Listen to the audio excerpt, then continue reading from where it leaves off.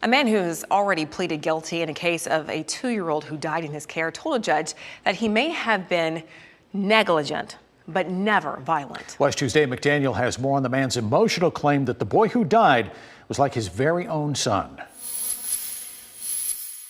I'm not a monster. In the second day of his sentencing hearing, 28-year-old Jonathan Pursglove spoke about the death of his girlfriend's son, 2-year-old Jace Martin, in the summer of 2018. I'm standing before you today with no knowledge whatsoever of how that injury occurred.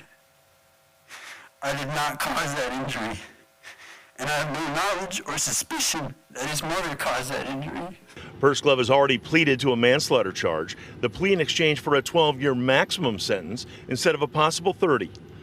The boy's mom has pleaded to child neglect, accused of not taking Jace to a doctor or hospital when he wasn't feeling well. His death, once paramedics were finally called the morning the boy wasn't breathing, according to the medical examiner, blunt trauma to his stomach, possibly a sucker punch. There are those who have led people to believe that I injured Jace, but that is not true. I would never and have never abused any children. Pursglove testified he was ignorant and negligent, treating the little boy for what he thought was a stomach ailment, thinking that was good enough. The boy eventually dying, a boy he considered his own son. I failed at the one job that meant the most to me. And this to all who love the 2-year-old. I can completely relate to the sorrow and grief you have experienced as a result of Jace's death.